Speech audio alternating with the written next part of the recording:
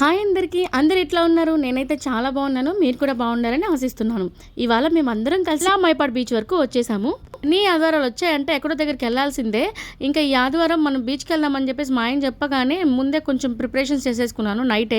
పిల్లల కోసం ఒక 2 జతల బట్టలు, సన్ స్క్రీన్, బాడీ లోషన్ ఇంకా ఇవన్నీ పెట్టేసుకున్నాను. ఇంకా ఈ ఎండలో ఫుల్ ట్యాన్ అయిపోతాం కదా! చాలా ఇంపార్టెంట్ అనమాట ఇవన్నీ.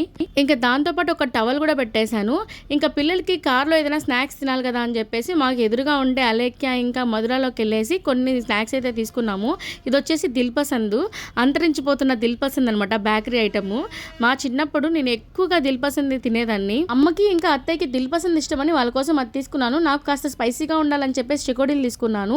ఇంకా మేము వచ్చేసి 3 ఫ్యామిలీలు కదిలామన్నమాట ఇవాళ బీచ్కి. మా తమ్ముడు వాళ్ళ ఫ్యామిలీ, ఇంకా మా వారు వాళ్ళ తమ్ముడు వాళ్ళ ఫ్యామిలీ, మొత్తం 3 ఫ్యామిలీస్ వెళ్ళాము. నెల్లూరుకు వచ్చినప్పటి నుంచి అటు ఇటు తిరగడమే సరిపోతుంది మా పనంతా. ఎండలకి తిరిగి మేము ఎలా తయారవుతున్నామో అది కూడా పట్టించుకోవట్లేదు. ఎందుకంటే ఇప్పుడు వెళ్తే మళ్ళీ ఎప్పుడుకి వస్తాము అంటే ఒక 4-5 మంత్స్ అన్న పడుతుందేమో అనేసి ఫుల్గా తిరిగేస్తున్నాము. చిన్నప్పటి నుంచి అమ్మ వాళ్ళని కానీ అత్తయ్య వాళ్ళని కానీ ఎప్పుడు వదిలేసి ఎక్కడికి వెళ్ళింది లేదు. కానీ ఫస్ట్ టైం ఇప్పుడు జాబ్ పర్పస్ ఇలా హైదరాబాద్లో ఉండాల్సి వచ్చింది కాబట్టి వచ్చిన ఆ కాస్త టైంలోనే అంటే ఈ హాలిడేస్లోనే ఫుల్గా ఎంజాయ్ చేసేసి ఫ్యామిలీస్ తోటి వెళ్ళాలనుకున్నాము. అందుకనే వచ్చినప్పటి నుంచి గ్యాప్ లేకుండా తిరుగుతున్నాము. నాకు మా వారికి ఏమో అందరూ కావాలి, అందులో మేము ఉండాలి అనుకుంటాం కాబట్టి ఇంకా వచ్చినప్పటి నుంచి అటు నుంచి ఫోను ఇటు నుంచి ఫోను, మా ఇంటికి రండి మా ఇంటికి రండి మా ఇంటికి రండి అనేసి అంత అభిమానం చూపిస్తారు మా పైన. అందుకని ఎవరి దగ్గర మిస్ చేయకుండా అందరినీ ఒకసారి కవర్ చేసేసుకుంటాము. మైపాడు బీచ్లో మా వారికి కొంతమంది తెలిసిన వాళ్ళు ఉంటే ఇటు పక్కకి తీసుకొచ్చారనమాట బీచ్ లోపలికి. కానీ ఎంట్రన్స్ ఈ పక్క కాదు, ఇంకొక పక్క ఉంటుంది. ఇది ఇక్కడ ఈ జాలర్లకి వాళ్ళకి ఇక్కడికి వస్తారనమాట వాళ్ళు. బోట్లోంచి అన్నీ తీసుకున్న తర్వాత అంటే చేపలు అవి పట్టుకున్న తర్వాత ఆ గేట్ ఇది. మెయిన్ గేట్ వచ్చేసి ఇంకొకటి ఉంటుంది, అటుపక్క వెళ్ళదు. అటుపక్క ఫుల్ రష్ ఉంటుంది, షాప్స్ ఉంటాయి, కార్లన్నీ పార్కింగ్ ఉంటుంది, అన్నీ ఉంటాయి. కానీ మేము ఈ పక్క ఆగాము ఎందుకంటే కాస్త ఫుడ్ అవి తినడానికి నీట్గా ఉంటుంది. నెక్స్ట్ అంటే అందరూ జనాలు ఒక దగ్గరే గుంపులుగా ఉంటే బాగోదని చెప్పేసి కొంచెం పీస్ఫుల్గా కొంచెం దూరంగా వచ్చి ఇలాగా సెట్ చేసుకున్నాము. ఇంకా వాళ్ళే మాకు పట్టలు అవన్నీ వేసేసి రెడీ చేసేసి వెళ్ళారు. ఇంకా నేనైతే ఇంటి దగ్గర నుంచి అన్ని ఫుడ్స్ తీసుకొచ్చుకున్నాము. సారీ నేను కాదు, అమ్మ తీసుకొచ్చింది. ఉమ్మొకరిది సోకొకరిది అన్నట్లు మా అమ్మ అన్ని రెడీ చేసి తీసుకొస్తే నేను అందరికీ వడ్డించాను అనమాట. అంతే, దానికే మా వాళ్ళందరూ ప్లేట్ ఎంత 10 రూపాయలు 20 రూపాయలు అని నన్ను బాగా ఎగతాళి చేశారు. అంటే మా మరిది వాళ్ళు, మా ఆయన, వీళ్ళందరూ. అమ్మకి కష్టపడే తత్వం ఎక్కువ కాబట్టి బీచ్కి వెళ్ళే రోజు కూడా బయట ఏదైనా తినేద్దామమ్మా అంటే వద్దు నేను అన్ని ఇంట్లోనే చేసేస్తానని చెప్పేసి పొద్దున్నే లేచి 80 ఇడ్లీ పెట్టింది, దాంతోపాటు వడలు కాల్చింది, ఇంకా పెరుగు వడ చేసింది, దాంతోపాటు ఇంకా చట్నీ, కారం అన్నీ తీసుకొచ్చింది. ఇంకా మేమైతే పొద్దునే స్టార్ట్ అయ్యాం కాబట్టి ఇంటి దగ్గర టిఫిన్స్ ఏం చేయకుండానే వచ్చాము. ఇక్కడికి వచ్చి అందరం టిఫిన్లు చేసేసి ఆ తర్వాత బీచ్లోకి మునగడానికి వెళ్ళాము. అదేంటో కానీ బీచ్లో మునిగితే భలే ఆకలేస్తుంది కదండి. మీకు ఎప్పుడైనా అట్లా అనిపించిందా? నీళ్ళల్లో ఎక్కువసేపు మునిగేసి బయటికి రాగానే స్పైసీగా ఏదైనా తినాలనిపిస్తుంది, ఇంకా ఏదైనా తింటే బాగుండు అనిపిస్తుంది ఖచ్చితంగా. మీకు కూడా అలాగా జరిగిందా? మాకైతే ఎప్పుడు అంతే అనమాట. మేము అందుకనే ఫుల్గా స్నాక్స్ ఇలా టిఫిన్స్ అవి తెచ్చుకుంటాము. ఎక్కువగా ఆ పులిహోర, బిర్యానీలు, చపాతీలు అవి కూడా ఇంటి దగ్గర నుంచి చేసుకొచ్చుకుంటాము.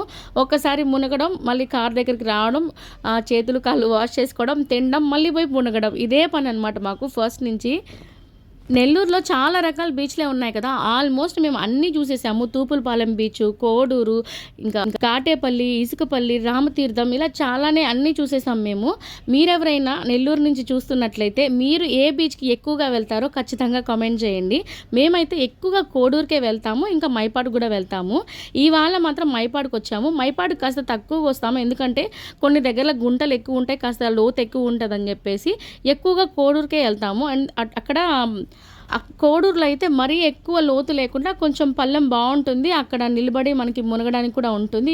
మైపాడులో ఏంటంటే కాస్త లోతుగా అనిపిస్తుంది, అక్కడక్కడ ఎక్కువ గుంటలు తగులుతాయి. అందుకని మేము ఎక్కువ కోడూరుకే వెళ్తాము.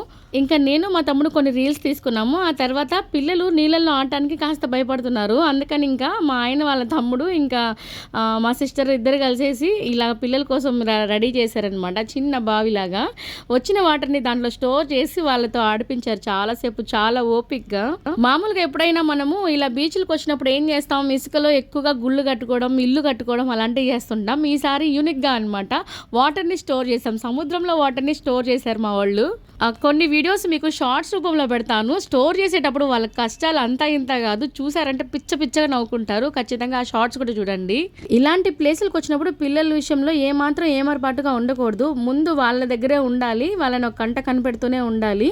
అందుకని వాళ్ళకి బోర్ కొట్టకుండా ఇట్లాగా ప్లాన్ చేసి ఇలా చేశారు మా వాళ్ళు. ఎట్టకేలకి ఫైనల్గా వాటర్ అయితే వచ్చాయి. వాటిని ఎలా ఆపుతున్నారో పాపం కష్టపడి. ఇంకా వాళ్ళు చాలాసేపు ఈ వాటర్లోనే ఆడుకుంటా ఉన్నారు, బయటికి రాలేదు. మాకు కూడా కాస్త భయం లేకుండా పిల్లలు జాగ్రత్తగా ఆడుకుంటున్నారులే అని చెప్పేసి ధైర్యంగా మేము కూడా కొన్ని ఫోటోషూట్స్ అయితే తీసుకున్నాము. అందరికీ పెళ్ళిళ్ళై 10 సంవత్సరాలు అవుతుంది, కానీ కొత్తగా పెళ్ళైన వాళ్ళగా తీసుకున్నారు కదా. నచ్చిందా? నచ్చితే మీతో నెల్లూరమ్మాయిని లైక్ చేసి సబ్స్క్రైబ్ చేస్తారు కదూ.